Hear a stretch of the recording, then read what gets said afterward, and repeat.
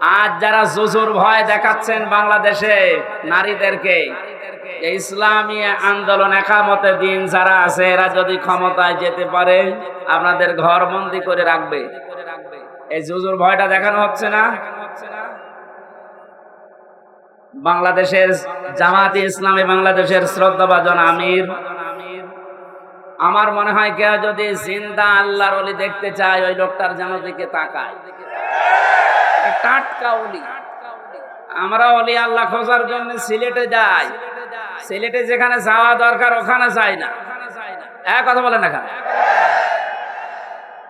জীবিত ওলি দেখতে হলে এখানে যাওয়া লাগবে। সিলেটের পাশে মৌলভীবাজার কুলাউড়ায়, এটা গেলে মনে করবেন এটা একেবারে জিন্দা ওলি। উনি ঘোষণা দিয়েছে নারীদেরকে আজ যারা জুজুর ভয় দেখাচ্ছেন, আমি গ্যারান্টি দিলাম যদি আল্লাহ আমাদেরকে জাতির খেদমতে কবুল করে, এই মেয়েরা পুরাটা উল্টিয়ে যাবে। তারা মনে করবে আমরা মায়ের কোলে আছি। ওনার কথার সাথে বাস্তবতার যেন আল্লাহ মিল করে দেন, বলেন আমিন। যারা কন্যা সন্তান যাদের আছে আপনি বেজার হবেন না, কারণ কারো রিজিকের দায়িত্ব কারো হাতের উপরে, ঘাড়ের উপরে, মাথার উপরে আল্লাহ দেয়নি। যে আসতেছে দুনিয়ায় তার রিজিক সে নিজে করে নিয়ে আসতেছে। কথা বলেন না, দায়িত্ব যতদিন আপনার উপরে আছে যেভাবে হোক আল্লাহ চালিয়ে নেবে। যেহেতু এটা নবীর কথা, যে এটা বড় রহমত, অথচ আমরা বেজার হয়ে যাই। আমার তো আল্লাহ 2টা মেয়ে অলরেডি দিয়েছে, এখন যদি আরো মেয়ে আসে আমার কোনো নারাজি নেই, আমি খুশি।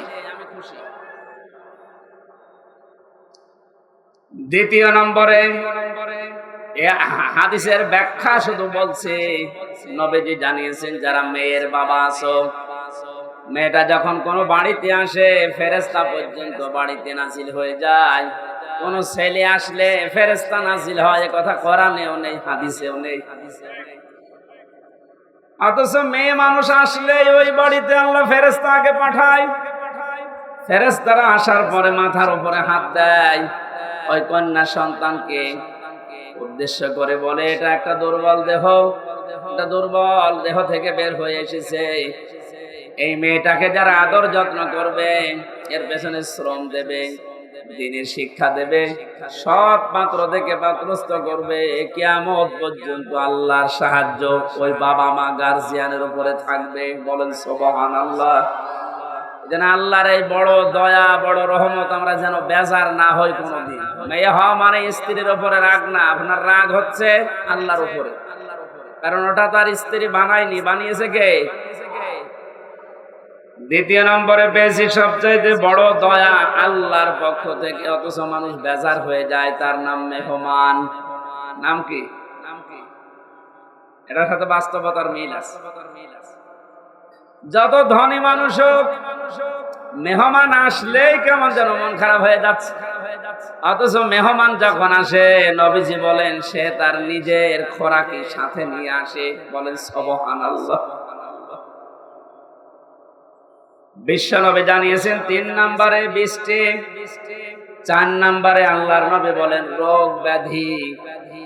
রোগ ব্যাধি যার যত বেশি হবে, তার দুনিয়ার অপরাধগুলো আল্লাহর মাধ্যমে মাফ করিয়ে নিষ্পাপ করে তার কাছে নিয়ে যাবে। সিস্টেম অপর পৃষ্ঠায় দেখুন তিরমিজি শরীফ, নবীজি বলেন 4টা বিষয়ে মানুষ আনন্দ পায়, 4টা বিষয়ে মানুষ খুশি হয়, কিন্তু আল্লাহর কাছে সবচাইতে ঘৃণিত নিকৃষ্ট এই 4টা। তার 1 নম্বরে নাম পেয়েছি যৌতুক। এদেশে নেই। সামাজিক ভাবে আন্দোলন গড়ে তোলা লাগবে। বৈষম্য বিরোধী ছাত্র আন্দোলনের মাধ্যমে যেহেতু সংস্কার চলছে, আজ বাংলাদেশের সমাজগুলো থেকে যৌতুক নামে এই মানবতার মহা কৌতুক বিদায় করে সংস্কার করা লাগবে। এই জন্য যতগুলো সংগঠন কাজ করছে মেয়েদের পক্ষে নাম নিয়ে, নারী পক্ষ, নারী স্বাধীনতা আন্দোলন, নারী বিপ্লব পরিষদ, নারী মুক্তি পরিষদ, এদেরকে বলছি এই 53টা বছর পার হয়ে গেল, আজ আপনারা যৌতুক মুক্ত করতে পারেননি। ইসলামের হাতে 5টা বছর তুলে দেন, যৌতুক নামে মানবতার সাথে মহা কৌতুক বাংলাদেশ থেকে মানুষ ঝাঁটিয়ে বিদায় করবে।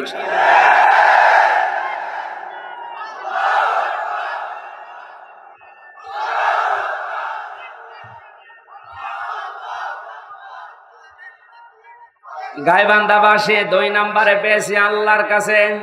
ঘৃণিত মানুষের কাছে খুব আনন্দ লাগে, মজা লাগে, তার নাম গীবত। নাম কি? এটা করা যাবে না। আপনারা কথা বন্ধ না করলে তো আমি কথা ভুলে যাব। কথা বন্ধ করুন। মানুষের আসলে চাপ খুব বেশি হয়ে গেছে। নবীজি বলেন 3 নম্বরে মিথ্যা বলা, 4 নম্বরে সুদ আর ঘুষ খাওয়া। এই 4টা বিষয় আল্লাহর কাছে ঘৃণিত, কিন্তু মানুষ খুব বেশি আনন্দ পায়, মজা পায়। আমরা যেন বিরত থাকতে পারি, বলেন আমিন। দরুদ আর সালাম পাঠ করি আমাদের নবী। কিয়ামতে যাকে সামনে তোলা হবে আর তার উম্মতদেরকে পেছনে তোলা হবে। এখন নবীর উম্মত আমরা হতে পেরেছি কিনা এটা একা নিজের কাছে জিজ্ঞাসা করি। আল্লাহর নবী জানিয়েছেন আমার উম্মত তো তারা।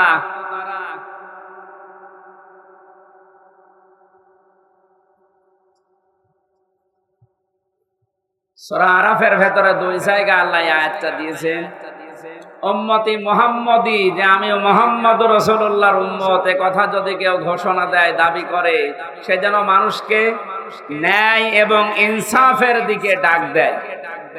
আপনার বিবেকের কাছে আমি প্রশ্ন করছি, আমি রাজনৈতিক কোনো এজেন্ডা নিয়ে আপনার কাছে কথা বলছি না। বাংলাদেশে এই মুহূর্তে ন্যায় এবং ইনসাফ প্রতিষ্ঠার জন্য যারা ডাক দিচ্ছে, আপনার বিবেক কোন দিকে সায় দেয় আপনি নিজেই বলেন। 2 নম্বরে এটা যারা শুধু ডাক দিয়েই ক্ষান্ত না, এটা যারা কায়েম করতে চায়, প্রতিষ্ঠা করতে চায়, এই 2টা গুণ যাদের ভেতরে আছে, এরা নবীর উম্মত বলে দাবিদার, উম্মত বলে দাবি করতে পারে। আল্লাহ আমাদেরকে যেন এই 2টায় গুণান্বিত হওয়ার তৌফিক দান করেন, আমিন। কোরআনে কারিমের বহুল আলোচিত একটা সূরা, সূরা মাআরিজ। কি নাম বললাম? এই মাআরিজ সূরা থেকে আমি কয়েকটা আয়াত পড়েছি বর্তমান প্রেক্ষাপট সামনে নিয়ে। কোরআনে কারিমের আয়াতকে আমি তাফসীর আকারে কথা বলার চেষ্টা চালাবো। ওমা তাওফীকি ইল্লা বিল্লাহ।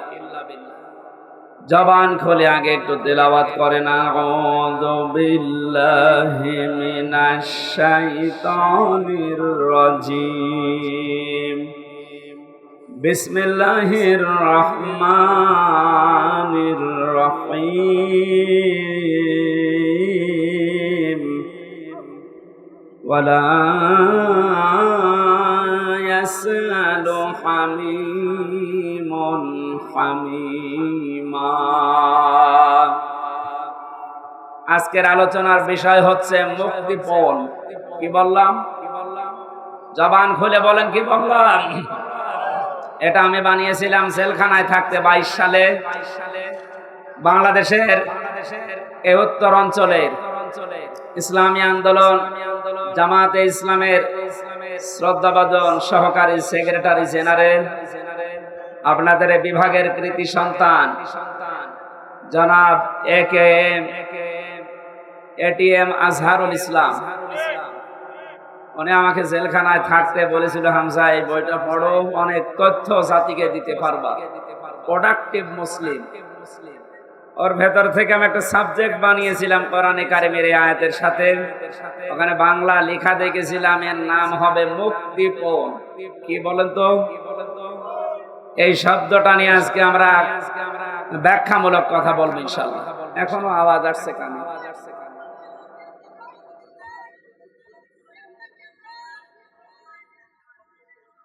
এইভাবে করলে তো কথা বোঝানো যায় না। আর যে মাইক নিয়েছে, জীবনে যদি এই মাইক আমার মাহফিলে দেন, একেবারে আষাঢ় দিয়ে ভেঙে ফেলে, গলাটাই আজকে শেষ করে দেবে। কি মাইক নিয়েছেন আপনি? একটা আওয়াজ হলো,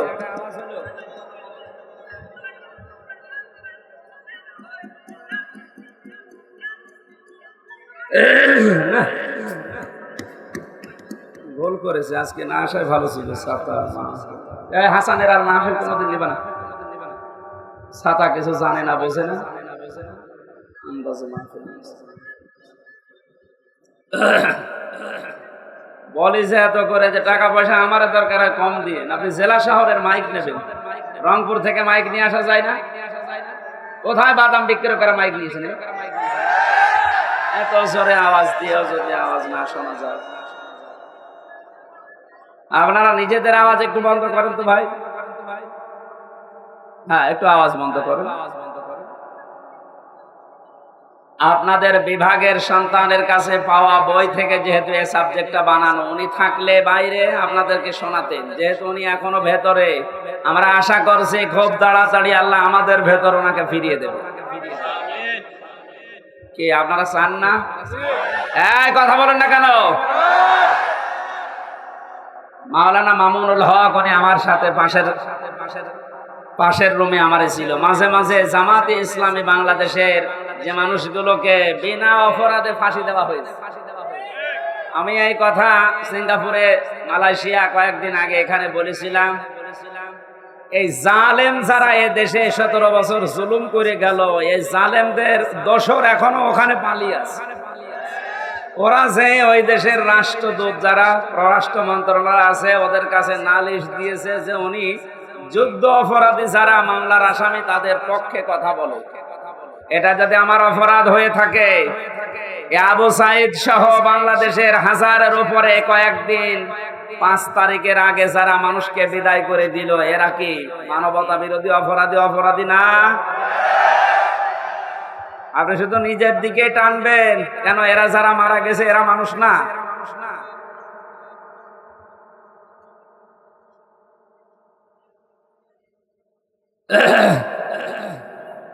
গাইবান্ধাবাসী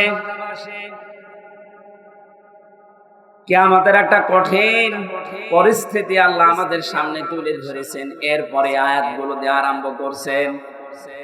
আল্লাহ পাক বলেন, এমন জালজালা অবস্থা আমি পয়দা করব কিয়ামতের ওই ময়দানে, বুড়ো যুবক মানুষ দৃশ্য দেখে বিদ্ধ হয়ে যাবে। ছোটাছুটি করতে থাকবে মানুষ, মেয়েদের লজ্জায় স্থান লাগবে না, সন্তান হওয়ার জন্য পেট ফেটে বের হয়ে পড়ে যাবে। বলেন নাউজুবিল্লাহ। 50 আলফা সানা মিম্মা তাউদ্দুন, মানুষ 1 2 3 4 করে যেভাবে গণনা করে, কিয়ামতে এক একটি দিন হবে আমাদের এই গণনা হিসাবে 50,000 বছরের মতো লম্বা। এই আপনি আওয়াজ কি কমাচ্ছেন নাকি? হ্যাঁ, বাইরে চলে গিয়েছে আজকে, আসলে হলো না। আমাদের আগে ওখান থেকে মাহফিল নেওয়ার আগে আমি মাইক বলবো, এভাবে হয়নি। আমার এখনই গলা ব্যথা করছে ভাই। এরে এখন আপনি মেরে ফেললেও হবে? বলেন তো, ওর মায়ের 700 কত পাওয়ার, এখানে 2000 পাওয়ার লাগবে।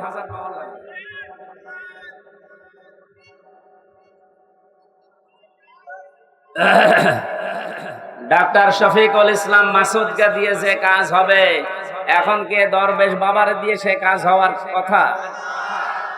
এ জানিয়ে এসেছে দরবেশ বাবার,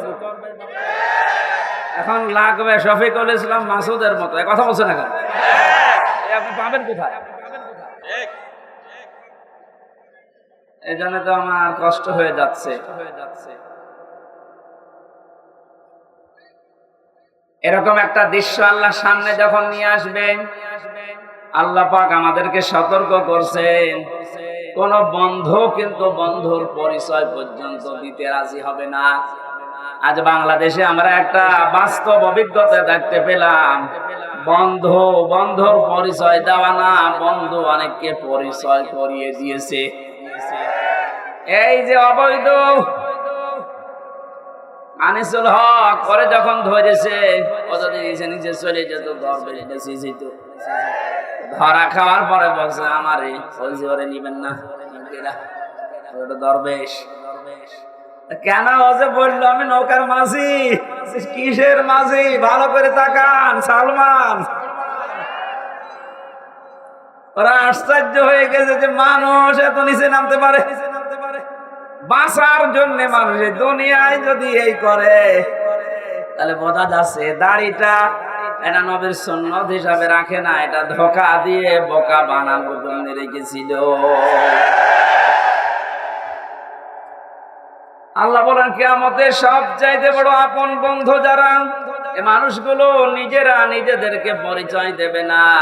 ইউবাসসারুনাহুম, যখন তাদেরকে ওকে অন্যের দৃষ্টিগোচর করা হবে, সামনাসামনি যখন মানুষকে নিয়ে আসা হবে, এই মানুষগুলো সব চাইতে বড় বেঈমানি করবে যে না, আমি চিনি না। আল্লাহ পাক বলেন, ইয়াবাদুল মুজরিমু লাউ ইয়াফতাদি মিন আযাবি ইয়াউমিদিন বিবানি। এই কঠিন পরিস্থিতি যখন তৈরি হবে, এই মানুষটা নিজেকে বাঁচানোর জন্য ও যা আছে সব ফিদিয়া হিসাবে, জরিমানা হিসাবে দিতে রাজি হয়ে যাবে। আজকে দরবেশের কথা দেখেছেন যে আমারে ছেড়ে দেন, বাংলাদেশ আমি ঠিক করে দেব। মুক্তিপণ হিসাবে মানুষ ওই দিন সব দিতে রাজি হয়ে যাবে। পৃথিবীতে যত আপনজন আছে তাদের নাম আল্লাহ সিরিয়াল আকারে কিছু দিয়েছেন। ওয়া সাহিবাতিহি ওয়া আখি। প্রথমেই মানুষ তার স্ত্রী সন্তানকে বলবে, আল্লাহ তুমি এগুলো নিয়ে যাও, আমার ভাইকে তুমি নাও।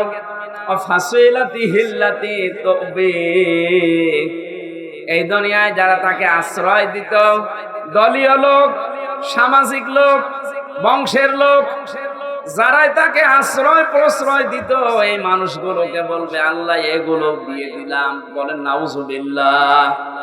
এ কথাকে আপনি 100 ভাগ বিশ্বাস করেন? বলেন। আমি আমার নিজের কথাই বলছি, আপনি নিজের সাথে এবার মিলাবেন। এই যে নিজের দলীয় লোকজন সব মানুষ দিতে চাইবে মুক্তিপণ হিসাবে। ওমান ফিল আরদি জামিআ, এমনকি দুনিয়ায় তার স্থাবর অস্থাবর যত সম্পদ ছিল সব আল্লাহকে বলবে আল্লাহ নিয়ে নেন। সুম্মা ইউনজি, এরপরও আমাকে আপনি নাজাত দেন, বাঁচান।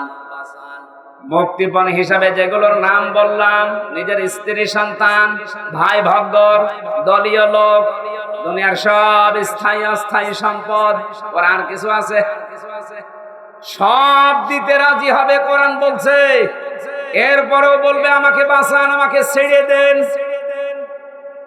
আল্লাহ পাকও জানিয়েছেন সঙ্গে সঙ্গে, কাল্লা, কখনো না,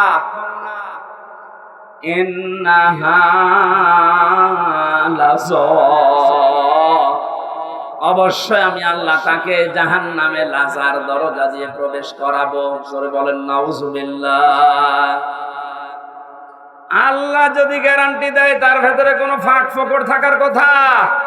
উনি বলছেন না, কখনো না। তুই যেগুলো দিতে চাইলি একটাও আমি মুক্তিপণ হিসাবে নিতে রাজি না, তোকে আমি লাজাই দেব। এখন লাজা কি? আমরা এখানে অনেকে এর আগে শুনেছি যে জাহান্নামের স্তর আল্লাহ বানিয়েছেন 7টা। কয়টা? বলেন বলেন। জান্নাতের স্তর কয়টা? 100টা। আমরা তাই 8টা জানি।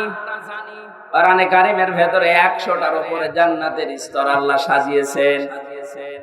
এর ভেতরে জাহান্নামের স্তর যেহেতু 7টা ধাপ, 7টা, এক একটা ধাপের আলাদা আলাদা নাম আছে। 3 নাম্বার যে ধাপটা তার নাম লাযা। আল্লাহ বলেন এত ভয়ঙ্কর এটা, নাযাআতাল লিশাওয়া। এই জায়গায় প্রবেশ করানোর সঙ্গে সঙ্গে মানুষের চামড়া খসিয়ে ফেলবে। বলেন নাউজুবিল্লাহ।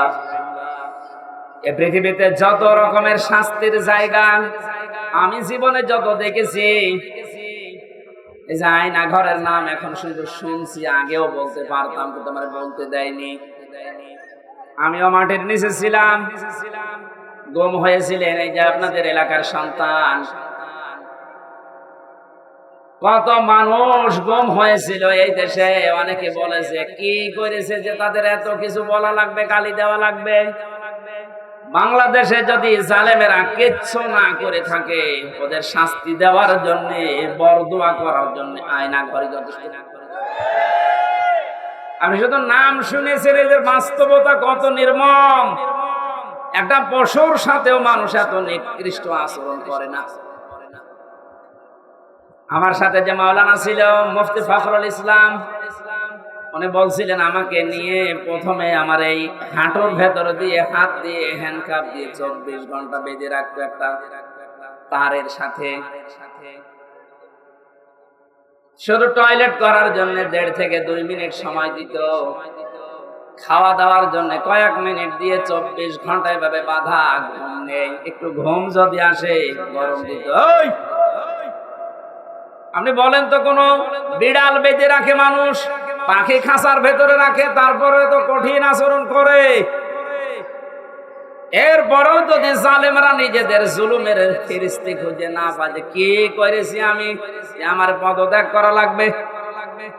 প্রকাশ্য গুলো তো বাদই দিলাম, গোপনে যেটা এইটাও যদি এখন সামনে ভালোভাবে নিয়ে আসেন, আপনি যে জালেম ছিলেন পৃথিবীতে তামাম দুনিয়া স্বীকার করবে।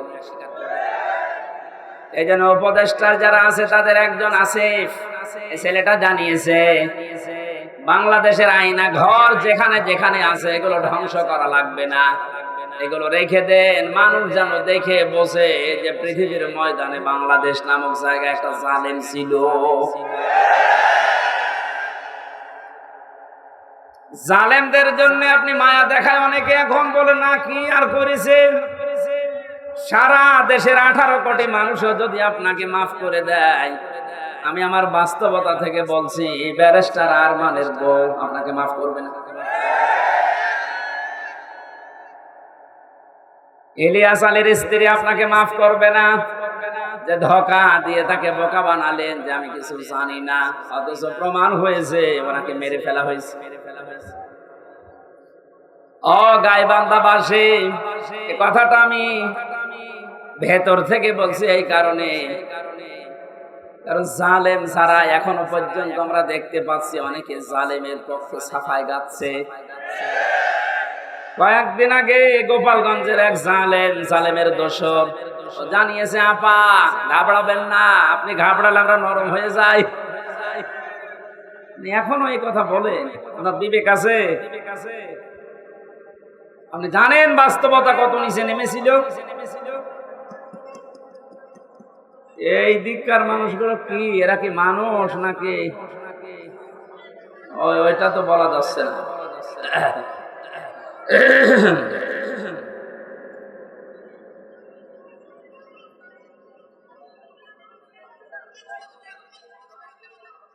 না, এদের জন্য শেষ করে দেওয়া লাগবে। কি করবে?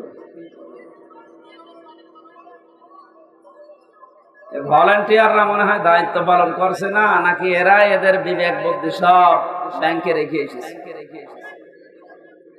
এখানে কি কি করেন আপনি? হ্যাঁ,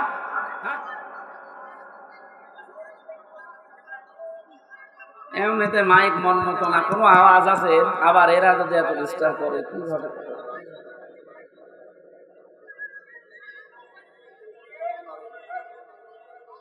না না, আমি জেলা আমি আসবো না স্যার, আমার মাফ করুন, আমি আসবো না জেলায় আর আসা ধরেন, আমার গলাটা নষ্ট করে দিচ্ছে। নিজেরা ডিস্টার্ব করছে, আবার মাইক ভালো না, আমি কিভাবে কি করবো?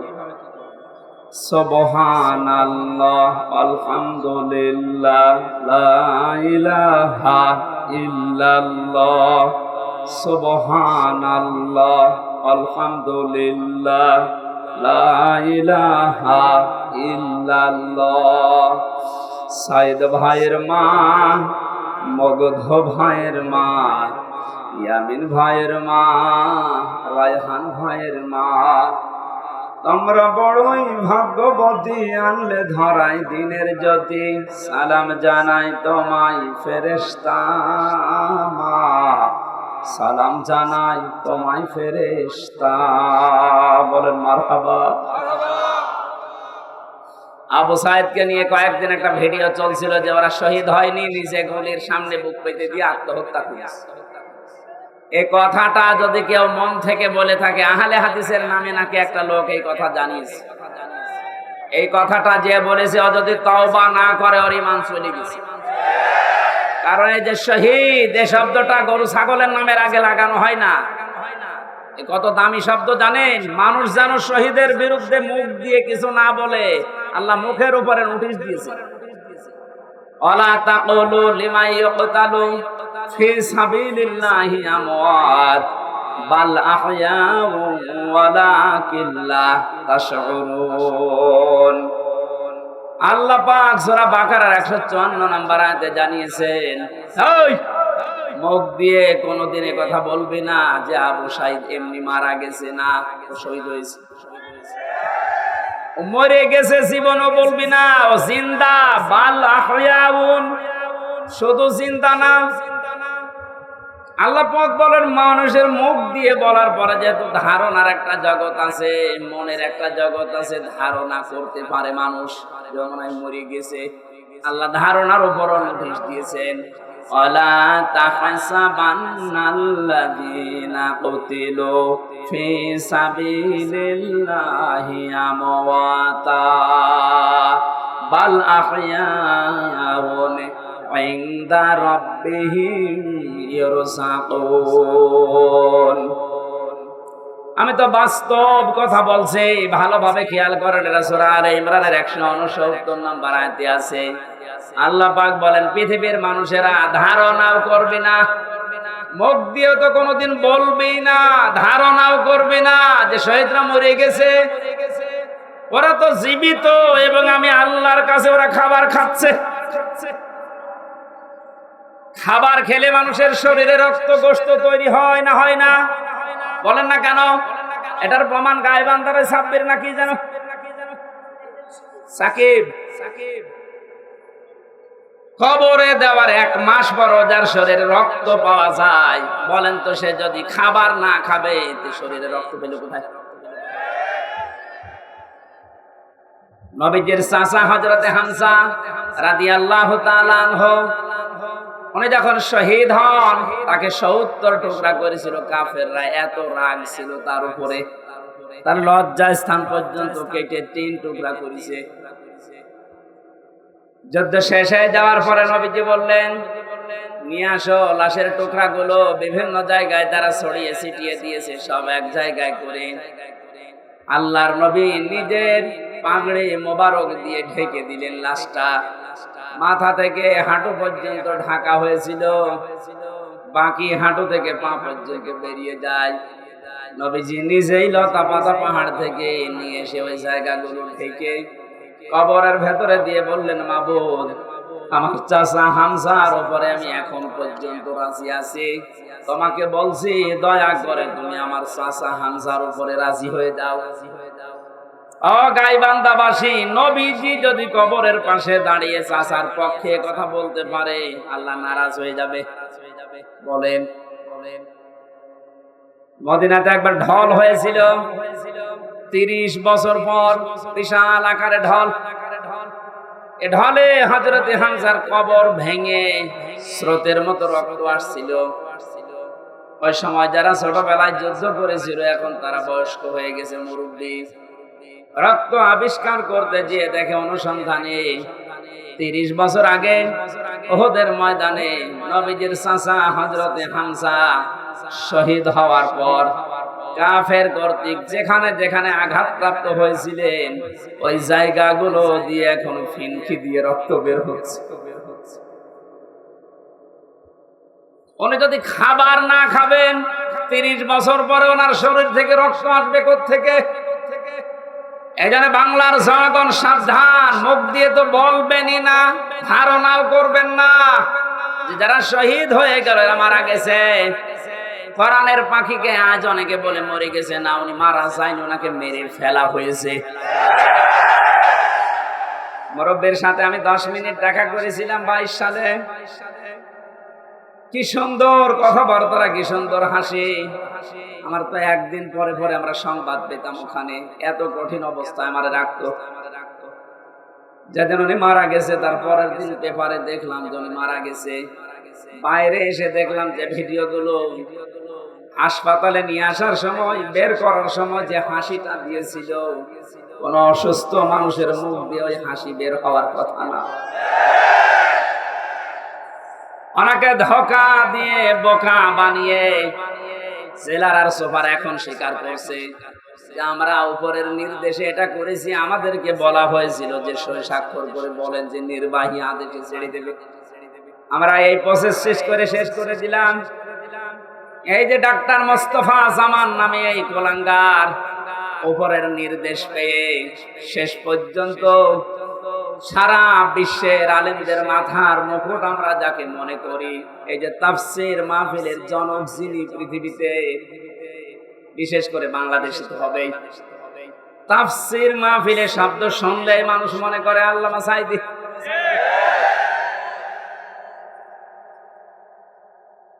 কি ছলা কলা করে ষড়যন্ত্র করে তাকে ইনজেকশনের মাধ্যমে দুনিয়া থেকে বিদায় করে মানুষকে দেখিয়েছে, বিশ্ববাসীকে জানিয়েছে উনি এমনিতে মারা গেছে। উনি এমনি মারা যায়নি, ওনাকে যেহেতু মেরে ফেলা হয়েছে সুতরাং উনি শহীদ। কথা বলেন না কেন? আজকে বিমানে আসার সময়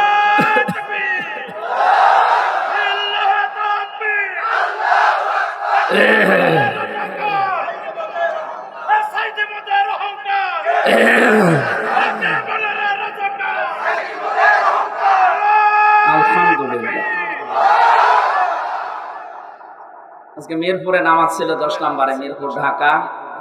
নামাজ শেষ করে প্লেনে ওঠার পরে আমার পাশে যে লোকটা বসে আছে উনি আমারে বলছিল, হুজুর আমরা আপনার দলের লোক না, কিন্তু আমরা জানি আপনাদের আলেম কোলের শিরোমণি। লোকটা দেখলাম আল্লাহ রাসূল বিশ্বাস করে না, কথাবার্তা রাজা বুঝলাম। আমাকে বলছে আল্লামা সাঈদী আপনাদের কোরআনের পাখি বলে যারে জানে, এই লোকটাকে এমনি মারা যায়নি, ওনাকে মেরে ফেলা হয়েছে। আপনারা যারা আছেন এই মানুষগুলাই চুপ করে, এই মানুষগুলোকে আপনারা বলেন, এই ডাক্তার মোস্তফা জামানকে নিয়ে আপনাকে যে রিমান্ডে নিয়েছিল 10 দিন, ওরে 2 দিন নেন, 2 দিন একটু রিমান্ডে নেন, ও সত্য কথা সব বলে দেবে যে কিভাবে কিভাবে কিভাবে। আমির জামাত ডাক্তার শফিকুর রহমান উদার হয়ে সবাইকে মাফ করে দিয়েছে, কিন্তু উনি একটা শেষ কথা জানিয়েছে, অন্যায়ের সাথে সরাসরি যারা জড়িত এই মানুষগুলোর কোনো ক্ষমা নেই। নবীজি যেমন 13 জনকে মাফ করেছিলেন, বলেছিলেন যদি এরা কাবা শরীফের গিলাফ ধরেও থাকে ওখানেও এদেরকে মেরে ফেলা লাগবে। 1500 বছর আগে যদি 13 জন ওইরকম হয়, 1500 বছর পরে আমার মনে হয় এখন 26 জন হয়ে গেছে। তার ভেতরে এই কালা অন্ডকোষ তো উড়ে গেছে। এরকম আরো যে শয়তানগুলোর কারণে হাজার হাজার মানুষ বিনা কারণে আমার মতো 3 বছর 5 বছর 10 বছর 15 বছর জেলে ছিল, এদেরকে আপনি কি জবাব দেবেন?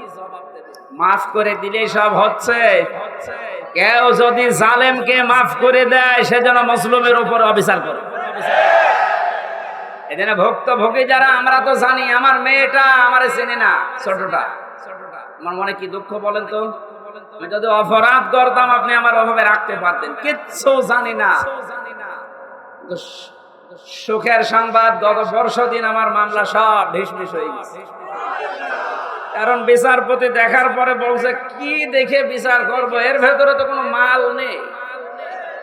এতদিন আমি বিচার করতাম কিন্তু আমি পারি নাই, উপরের নির্দেশ ছিল তাই। এখন যেহেতু এড়া ঘোড়া, কোনো চাপ নেই, এ মামলার কোনো বিচার সব ফেলে দিলাম। আজকে আমার উকিল দেখা করে বলল যে সব বাতিল করে দিয়েছে। আদালত পর্যন্ত হাসে যে একটা মামলা হলো, আর এইটার কারণে 3 বছরের জেলে রাখা লাগবে, অথচ সাজাও যদি লাগিয়ে দেয় সর্বোচ্চ 3 মাস রাখার মতো, কিছু বিনা কারণে রেখেছিল কয় বছর? 3 বছর। আপনি তো মাফ চাচ্ছেন জনগণের কাছে, জনগণের ভেতর তো আমি একজন, আগে আমার কাছে মাফ চাবেন। আমি মন থেকে যদি মাফ করে দেই আপনি মাফ পাবেন। আমি যদি বলেন হুজুর আল্লাহ না, আল্লাহ মাফ করবে না, কারণ আল্লাহ আমার উপর ছেড়ে দিয়েছে, কারণ এই দায়িত্ব এখন আল্লাহর নেই। আল্লাহ তো হকবুল্লাহ আর আমি হকবুল ইবাদ। এক কথা বলেন, আপনি কোন মুখ নিয়ে ব্যারিস্টার আরমানের বোর কাছে মাফ চাবেন বলেন? আমান আজমির স্ত্রীর কাছে কি করে মাফ চাবেন? মহিলাটা আজ কত বছর অপেক্ষা করে না থাকতে পারে, কত বছর বিয়ে করবে।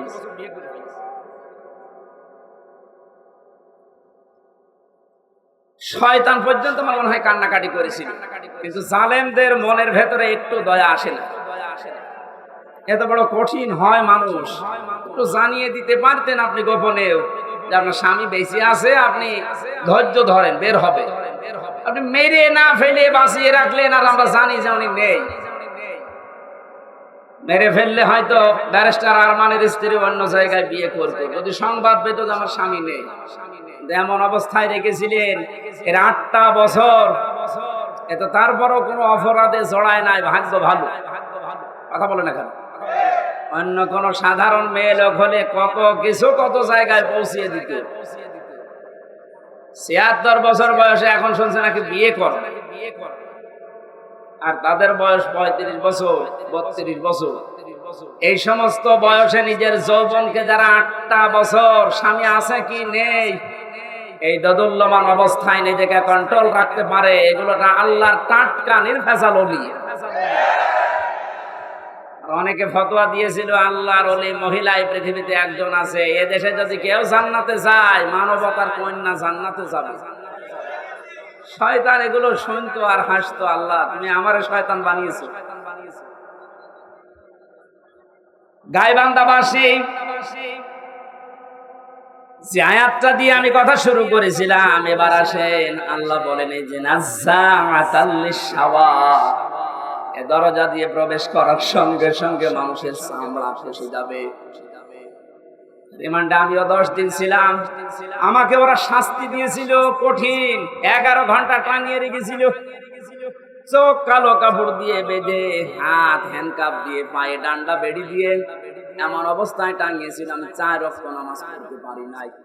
একেবারে যে কোরআন আমার সামনে, আমি সত্য কথা বলছি, যোহর আসর মাগরিব ইশা আমি ইশারায় পড়েছিলাম, কারণ জানি না যে এখন যোহর না আসর।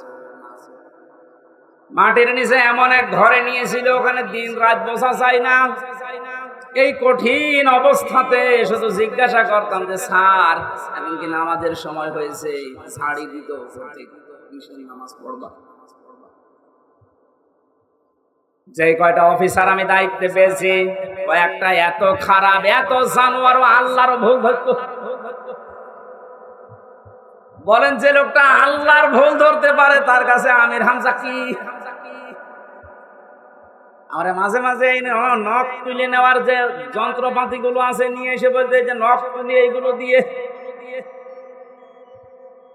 আর এখন জালেমদের একটু শুধু ডিম মারছে তাই অনেকের সহ্য হচ্ছে না।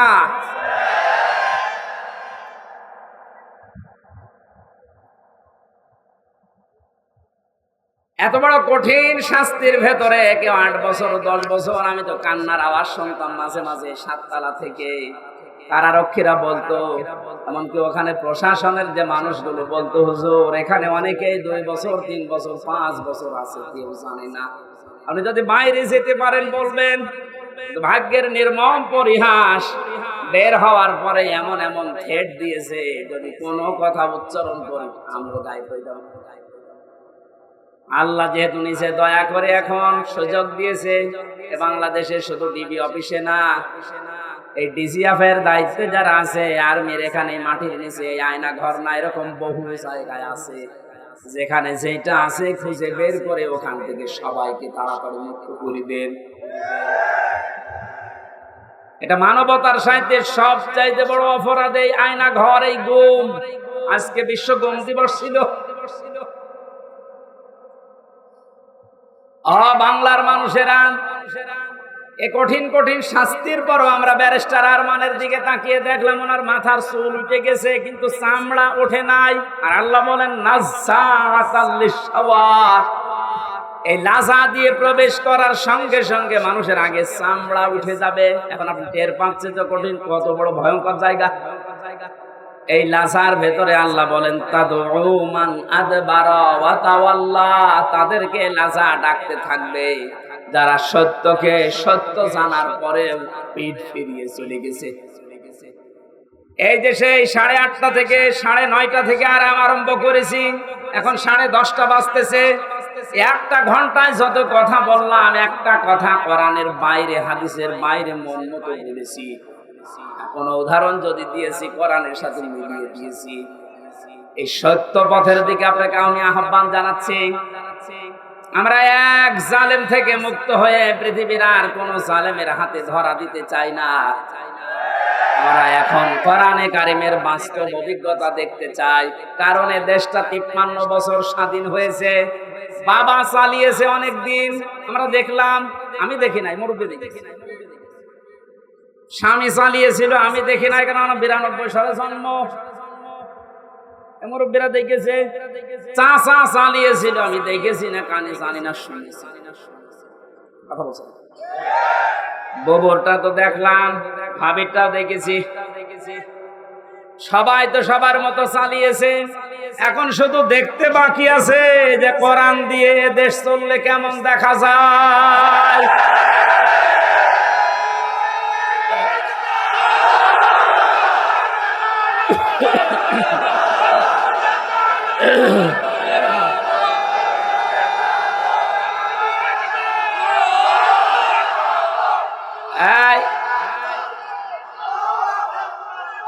আজকে কে যেন ফতোয়া দিয়েছে যে নারায়েত তাকবীর এই শব্দটা বলা শিরক, কারণ নারায়েত মানে নারুন থেকে এসেছে, এটা পাগল। নারায়ণ শব্দটা নারতুন থেকে, নারতুন মানে উচ্চ, তাকবীর মানে আল্লাহর আওয়াজ, তাকবীর মানে কি, নারায়েত তাকবীর, এই উচ্চ আওয়াজে আপনি তাকবীর দেন, এই শব্দটা এখান থেকে, ওরা নারায়ে এখান থেকে নিয়েছে, নারুন মানে আগুনের তাকবীর। এটা আমাদের কলবের, অন্তরের এবং আত্মার সাথে মিশে থাকা একটা তাকবীর। এটা হযরত ওমর যেদিন দিয়েছিলেন, কাফেরেরা তাড়াতাড়ি করে দরজা জ্বালানা বন্ধ করে বলছে দরকার নেই, ওর সামনে গেলে মাথা থাকবে না। সুতরাং এই তাকবীর আমরা মরণ পর্যন্ত দিতে রাজি আছি। এই শব্দটা শুনে যারা মৌলবাদ মৌলবাদ বলে অনেকে আওয়াজ তুলেছিল, আপনি আল্লাহু আকবারের শব্দের যদি মৌলবাদ বলে উল্টাপাল্টা ফতোয়া দেন, আপনার জানাজা পড়া কবরে যাওয়া যায়, কারণ আপনি এমনিতেও জাহান্নামে যাবেন, অমনিও জাহান্নামে।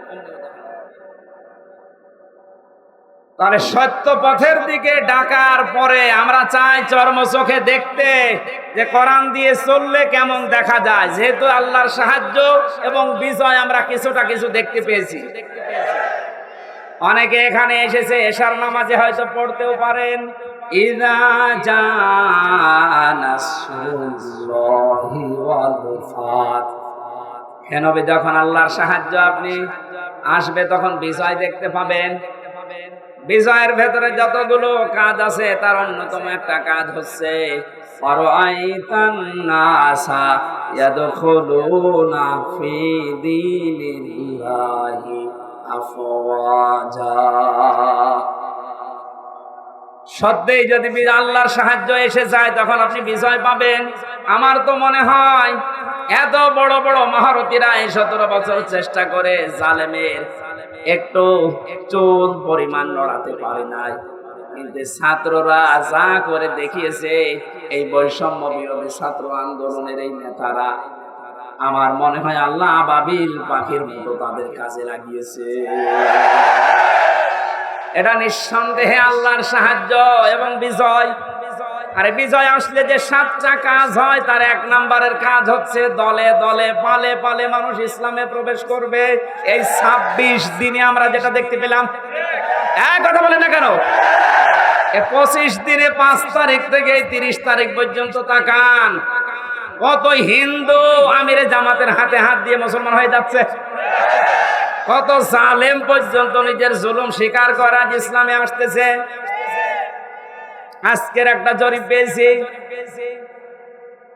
আগস্টের 5 তারিখের আগে এই দেশে মাত্র 20 জন মানুষ চাইতো 100 জনের 20 জন যে ইসলামে দেশে কায়েম হোক, কিন্তু এই 25 দিনের মাথায় এখন অবস্থায় এমন দাঁড়িয়েছে, এই দেশে এখন 100 জনের 35 জন মানুষ চাচ্ছে যে ইসলাম কায়েম হোক। এই সময়টা একটু চেটে দেন।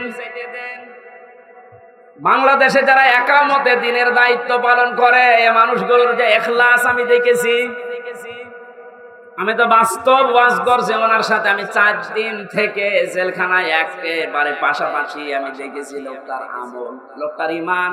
এই যে পরবর্তী আয়াতে ওইটা আসবে, ওনার যে মর্যাদা, ওনার যে ভরসা, তাওয়াক্কুল আল্লাহর উপরে। আমির হামজাকে লক্ষ্যটা এক জায়গায় করলে ওই রকম তাওয়াক্কুল হবে না। আমি কত আলেমকে জেলখানায় কাঁদতে দেখেছি, আফসোস করে, এমনকি আল্লাহকেও দোষারোপ করে। অথচ লোকটা একটা জেনারেল মানুষ, একটা ডাক্তার, কাদের সংস্পর্শে এসে কোন জায়গায় যে আল্লাহ পৌঁছিয়ে দিয়েছে তারে। আমি যে প্রথমে বলেছিলাম, কেউ যদি জিন্দা ওলি দেখতে চান ওনার দিকে তাকাবেন, কারণ ওনার আমল, ওনার কাজ কারবার, অ্যাক্টিভিটিস, এখলাস আমি নিজের কাছে থেকে 4 দিন দেখেছিলাম। আমি যুবক মানুষ, ও এখন 33 বছর বয়স আমার। সারাদিন কোনো কাজ ছিল না, শুধু চিন্তা ছাড়া। তারপরও রাত 9টা 10টার পরে আমি শুয়ে পড়তাম। আরে মুরব্বী মানুষের মাথার উপরে এতগুলো মামলা।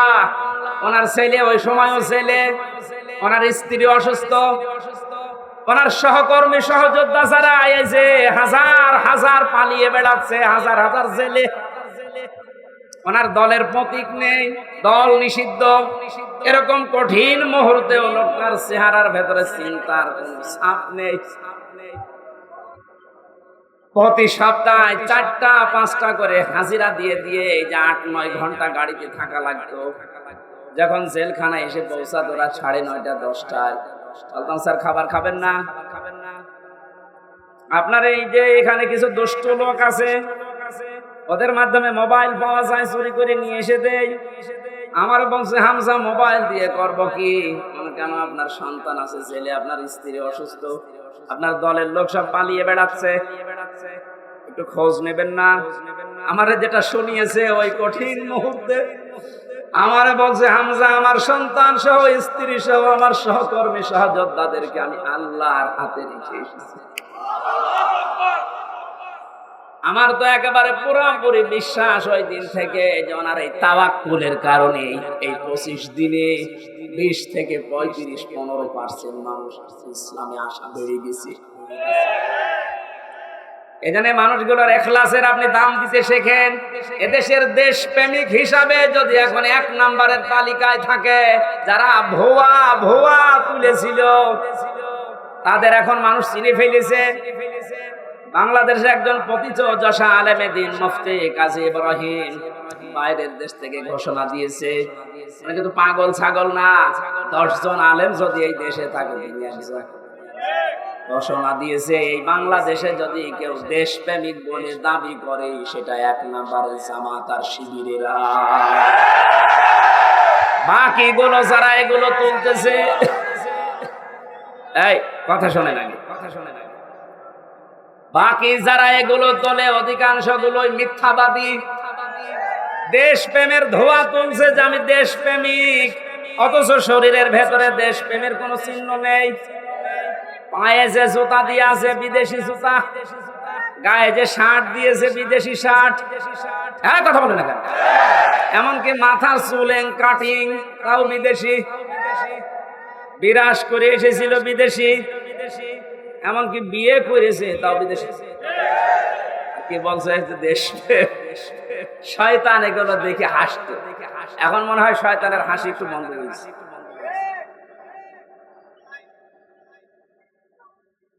এখানে সত্য পথে আহ্বান করলে আপনার অন্তত কিছু না থাকলেও কিন্তু বিবেক আছে। বিবেক থাকার পরও যদি কেউ উল্টা দিকে চলে যান, সে যে দলের লোক হন, আপনাকে আল্লাহ লাজাই দেবে। লাজাই গেলে প্রথমে চামড়া খসে যাবে।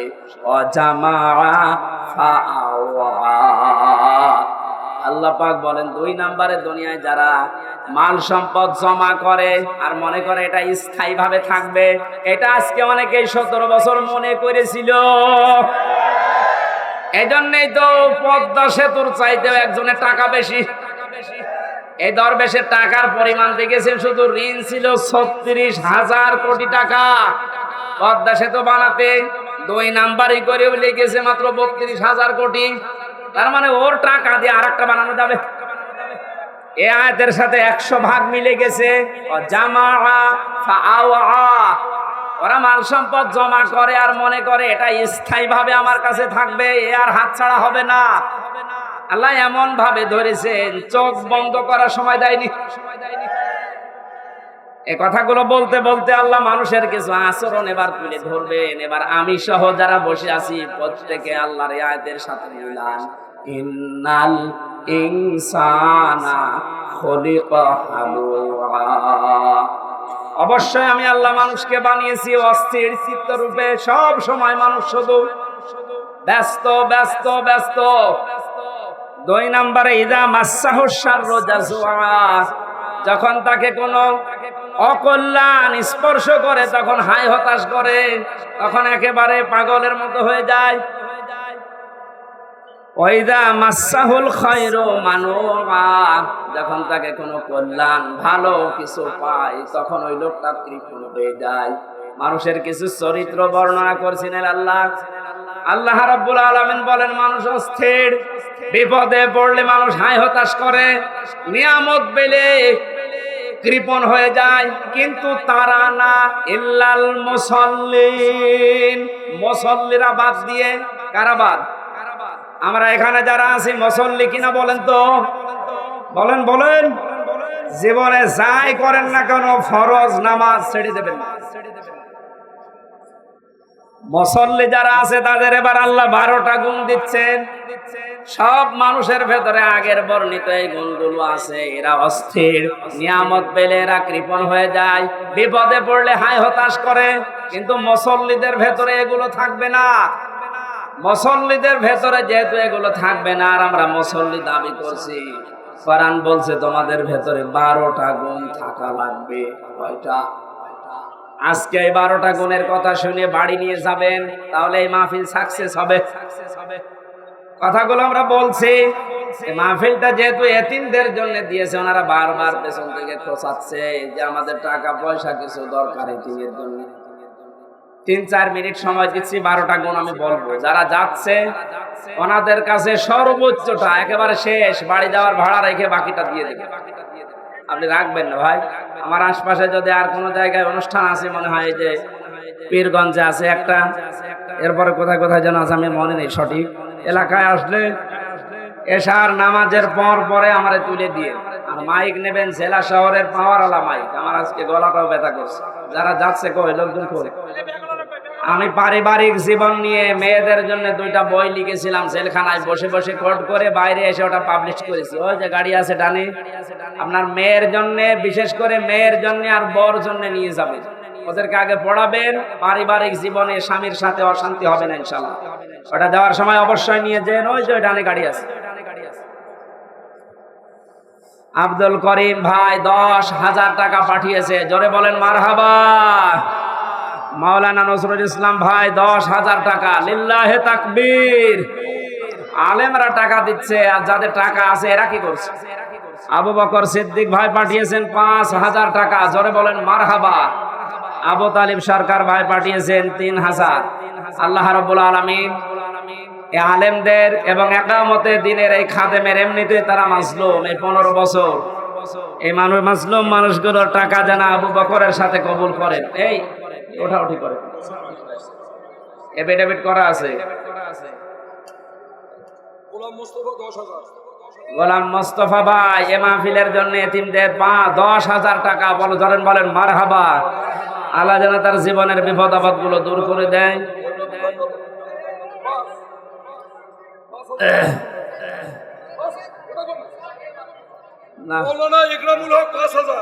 মাওলানা একরামুল ভাই পাঠিয়েছেন 5,000, জোরে বলেন মারহাবা। এই নিজে না দিতে পারলে একটু। এখানে আমার এক ভাই এসেছে অমুসলিম, কুড়িগ্রাম থেকে, উনি ইসলাম ধর্ম গ্রহণ করবে, যে এফিডেভিট করে নিয়ে এসেছে। লিল্লাহে তাকবীর। নাম কি ওনার? এখন নাম কি? নাম কি ছিল?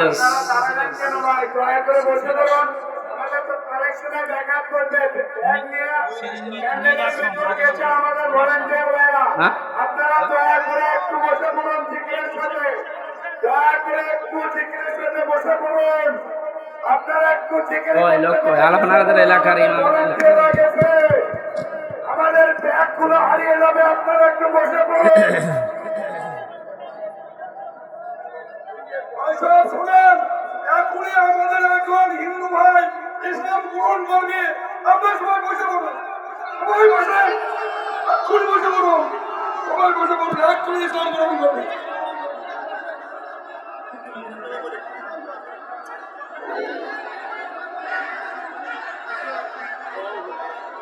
আপনারা কথা বলতে পারেন, ভাই কথা হযরত ওমর যেদিন মুসলমান হতে এসেছিলেন বিশ্বনবী তাকবীর দিয়েছিলেন, আপনারা বলেন তো লিল্লাহি তাকবীর।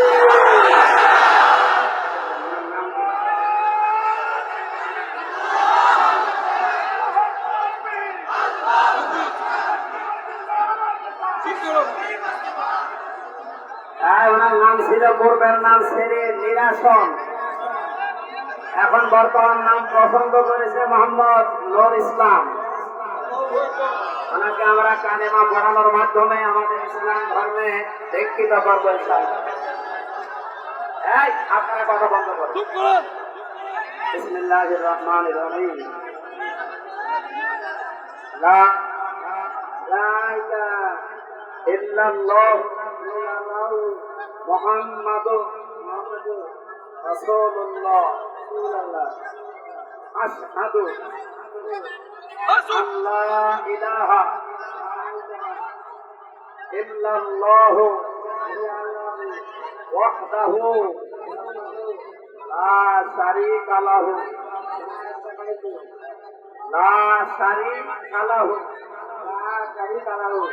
ওয়া আশহাদু আন্না মুহাম্মাদান আবদুহু ওয়া রাসূলুহু। আমি সাক্ষ্য দিচ্ছি আল্লাহ বাদে কোন মাহবুব নেই, ইলাহান ইবাদত করার যোগ্য কেহ নেই, এবং আমি আরো সাক্ষ্য দিচ্ছি মুহাম্মাদুর রাসূলুল্লাহ আল্লাহর বান্দা এবং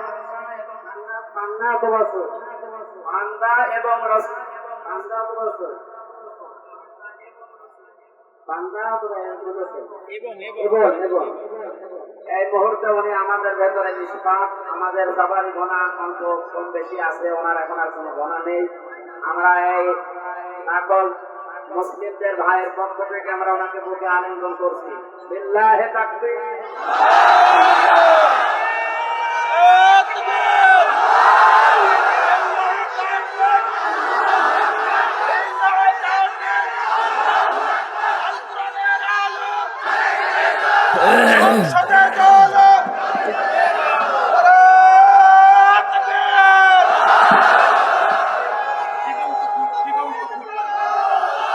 দিগন্ত ফুটের মালিক 1000 টাকা পাঠিয়েছেন, আল্লাহ যেন কবুল করেন, ব্যবসা বাণিজ্য বরকত দেন। সম্মানিত ভাইরা, মাইকটা একেবারে মানে শেষ করে ফেলেছে আজকে। আমি আশা করছি এরকম মাইক মাহফিলে দেবেন না।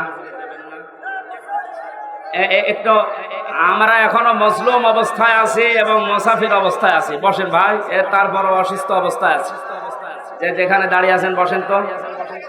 এই যে দাঁড়িয়ে আছে ওটা স্ত্রীর জন্য, মেয়ের জন্য মাস্ট বি, অবশ্যই নিয়ে যাবেন সাথে করে। পরিবারে আমার মনে হয় জেলখানায় আমি দেখেছি 100 জনের 70 জন এই পারিবারিক মামলার কারণে জেল খাটতেছে। এটা যেন আর না হয় সেই জন্য লিখেছিলাম, এটা নিয়েছেন। আল্লাহুম্মা আমিন। লা ইলাহা ইল্লা আনতা সুবহানাকা ইন্নী কুনতু মিনাজ জালিমিন। রব্বুল আলামিন, বৈষম্য বিরোধী ছাত্র আন্দোলনে যে মানুষগুলো জীবন দিয়ে গেল, তাদের মাধ্যমে আর স্বাধীনভাবে তোমার কোরআনের কথাগুলো আমরা বলতে পারি, শুনতে পারি, তাদেরকে তুমি শাহাদাতের মর্যাদা দান করো আল্লাহ। তোমার যে বান্দা আজকে তোমার ইসলাম ধর্মে দীক্ষিত হয়েছে, নাম নিয়েছে নূর ইসলাম, ইসলামের আলো, মেহেরবানি করে ওমরের মতো বানিয়ে দাও। এই পলাশবাড়ির ময়দানে যারা কোরআনের জন্য কষ্ট স্বীকার করেছে এদেরকে মাফ করে দাও। আগামীতে এই মাহফিলটা কোরআনের খাতে খেদমতে, কোরআনের প্রচার প্রসারে বিশাল আকারে কবুল করো। মা বোনদেরকে মাফ করে দাও। আইলে আমার কণ্ঠের মারাত্মক ব্যথা করছে, আমার কণ্ঠটা তুমি ভিক্ষা দাও। রব্বুল আলামিন, যত আলেম এখানে বসে আছে, একামতে দিনের খাদেমরা বসে আছে, এদেরকে তুমি আবু বকরের সাথে কবুল করে নাও। এই বাজারে যত মানুষ ব্যবসা বাণিজ্য করে, আল্লাহ ব্যবসা বাণিজ্য বরকত দিয়ে দাও। যত এতিম এই পলাশবাড়ির মানুষেরা লালন পালন করছে, আল্লাহ এতিমদেরকে মেহেরবানি করে মুহাম্মদুর রাসূলুল্লাহ যেহেতু এতিম ছিলেন, তার সাথে তুমি কবুল করে নাও। এদের অভাব অনটন দূর করে দাও। এই রংপুর বিভাগের মানুষেরা বিশেষ করে আমরা জানি বাংলার অন্য এলাকার তুলনায় এরা এমনিতে একটু গরিব মানুষ। আল্লাহ এদের অভাব দূর করে দাও, এদের স্বভাব তুমি ভালো করে দাও। এই গাইবান্ধা জেলাটা কোরআনের ঘাঁটি, সারা বাংলাদেশ এটা জানে। আল্লাহ এটা যেন এরা সামনে প্রমাণ দিতে পারে, সেই ঈমান এবং যোগ্যতা এদেরকে তুমি দাও। বারাকাল্লাহু লানা ওয়া লাকুম ফিল কোরআনিল আযীম। কখন কার মরণ চলে আসে জানি না। মরতে আমাদের দুঃখ নেই, চিন্তাও নেই, ভাবনাও নেই, কিন্তু আমরা শাহাদতের মরণ চাই। কোরআনের পাখি সারাটা জীবন দোয়া করতো, আল্লাহুম্মা ইন্নী আসআলুকা শাহাদাতান ফি সাবিলিক। আল্লাহ জানে তুমি তাকে শাহাদতের মরণই দিয়েছো। আমরা সবাই মন থেকেই দোয়া করছি, আল্লাহ তুমি আমাদেরকে শাহাদতের মরণ দিয়ে ধন্য করো। যখন এই মরণ আসবে, শেষ কথা যেন আমাদের মুখ দিয়ে বের হয়, লা ইলাহা ইল্লাল্লাহু মুহাম্মাদুর রাসূলুল্লাহ। জীবনে যদি এই মাইক আমার মাহফিলে কোনোদিন পাই,